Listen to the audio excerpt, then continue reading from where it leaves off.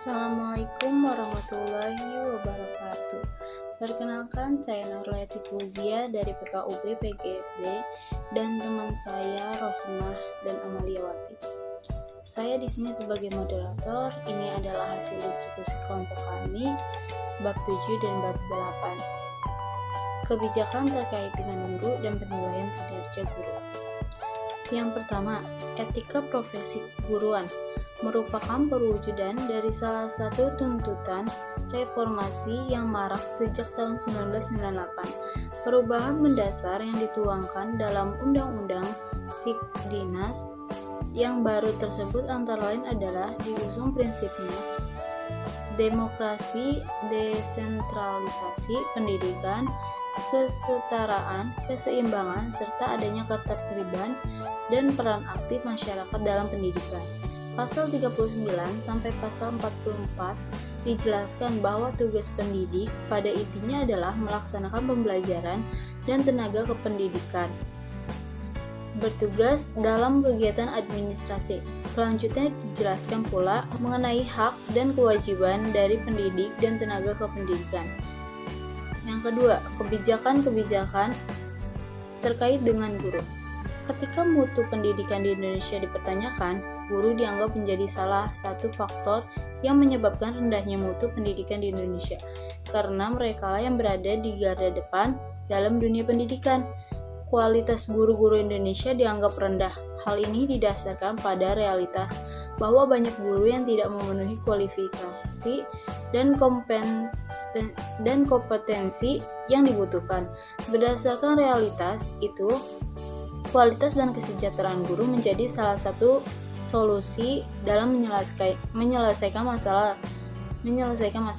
Rendahnya mutu pendidikan di Indonesia ketika MPR mengamatkan anggaran pendidikan sebesar 20% dari APBN. Hal ini memberikan secerah harapan bagi dunia pendidikan Indonesia.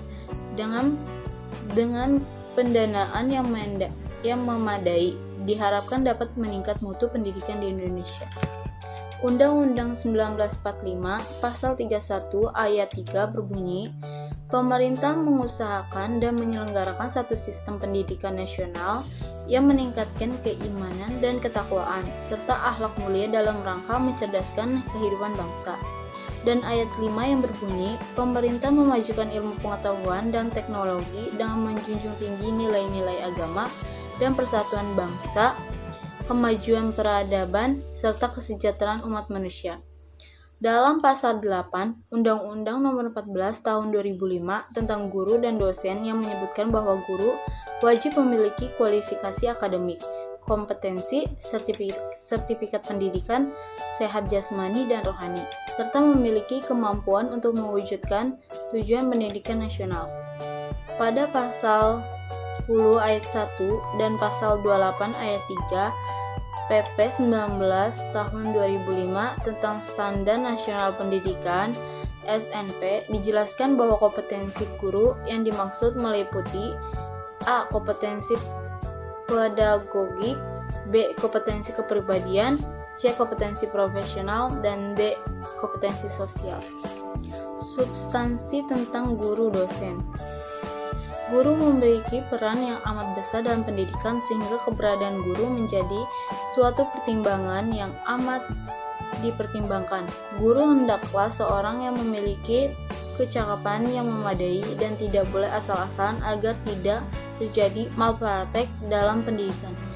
Sejalan dengan hal ini, Uzair juga mengatakan bahwa peran guru yang demikian penting memang menuntut kecakapan yang memadai, sehingga tidak berlebihan jika para ahli pendidikan pada umumnya memasukkan guru sebagai peran profesional, yaitu kerjaan yang hanya dapat dilakukan oleh mereka yang khusus dipersiapkan untuk itu.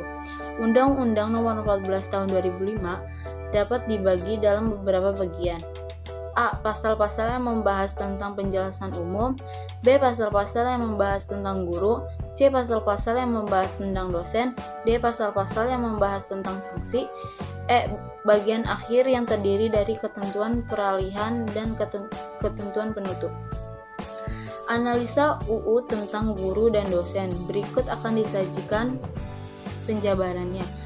1 kekuatan, 2 kelemahan, 3 peluang, 4 tantangan atau ancaman. Selanjutnya akan dibacakan oleh Rohimah.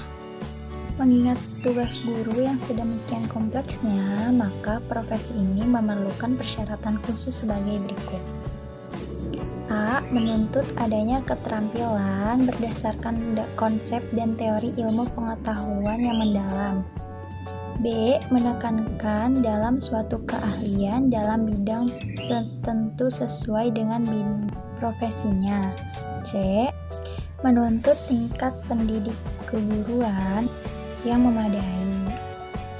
D. Adanya kepekaan terhadap dampak kemasyarakatan dan pekerjaan yang dilaksanakannya.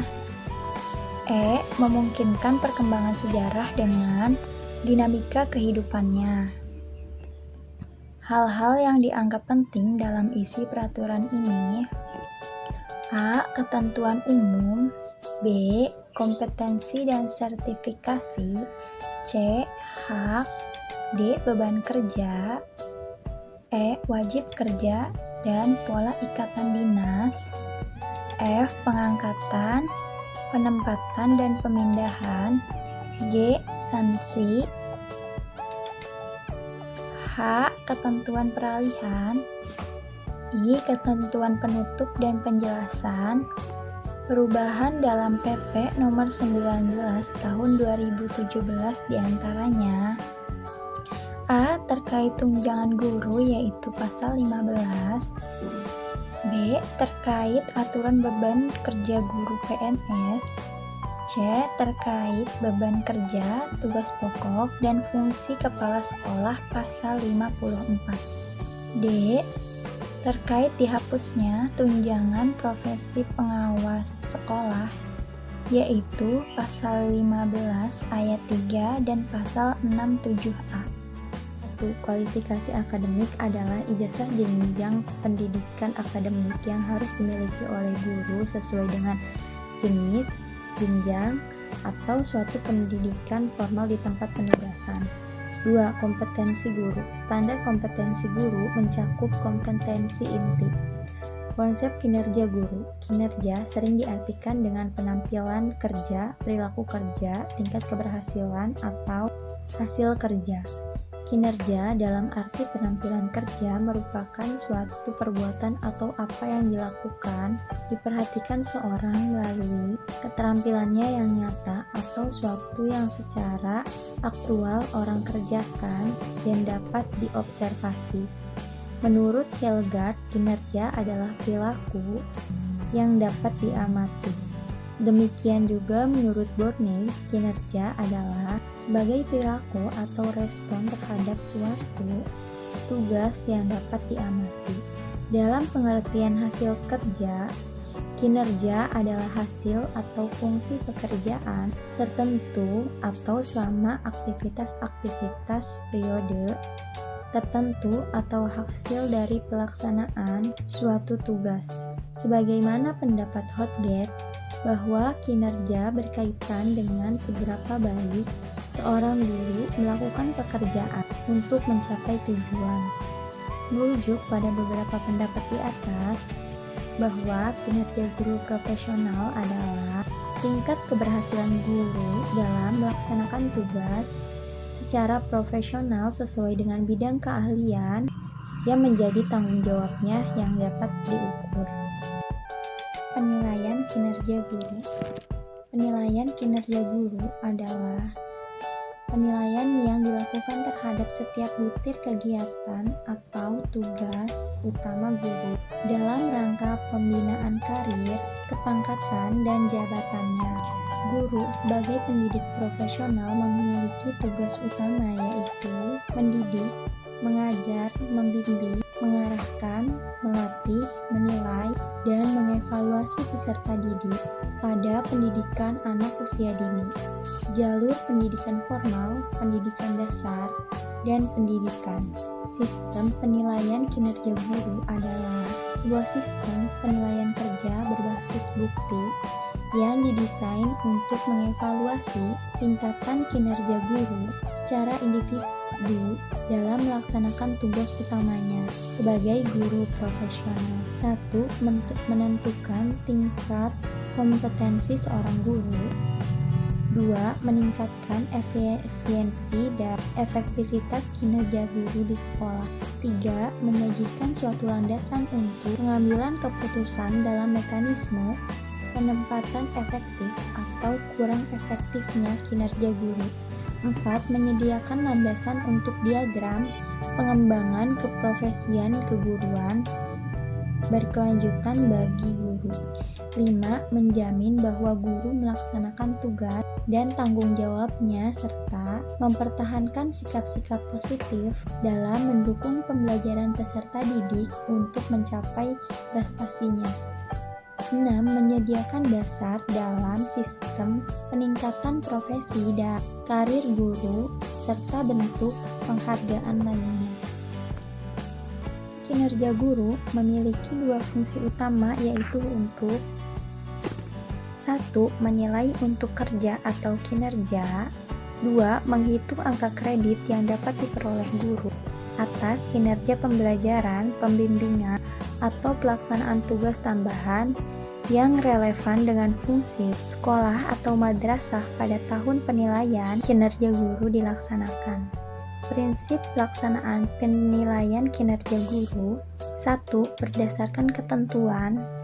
2. Berdasarkan kinerja. 3. Berlandaskan dokumen. 4. Dilaksanakan secara konsisten dengan memperhatikan hal-hal berikut: A. Objektif. B. Adil. C. Akuntabel. D. Bermanfaat. E. Transparan. F. Berorientasi pada tujuan. G. Berorientasi pada proses. H. Berkelanjutan. I. Rahasia. Selanjutnya akan dibacakan oleh Amalia.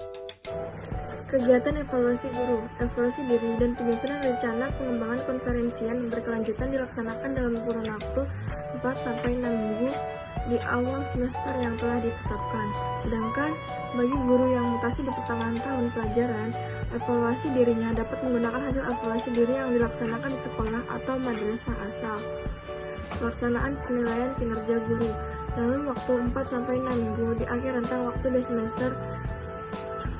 Hasil penilaian kinerja ini digunakan sebagai dasar usulan penetapan angka kredit tahunan guru kepada tim penilai angka kredit. Hasil penilaian kerja di akhir rentang waktu 2 semester ini juga digunakan sebagai salah satu dasar pelaksanaan pengembangan konferensian berkelanjutan untuk terkait dengan pengembangan konferensian berkelanjutan atau PKB. Ini akan dijelaskan pada sub sampai bab berikutnya tentang waktu di semester berikutnya. Di samping hasil evaluasi diri yang harus dilakukan secara periodik sebagaimana telah dijelaskan di atas. Kegiatan untuk menilai kinerja guru melalui pemeriksaan dokumen, wawancara dengan guru yang dinilai, dan atau wawancara dengan warga sekolah. Pengembangan keprofesian berkelanjutan atau PKB.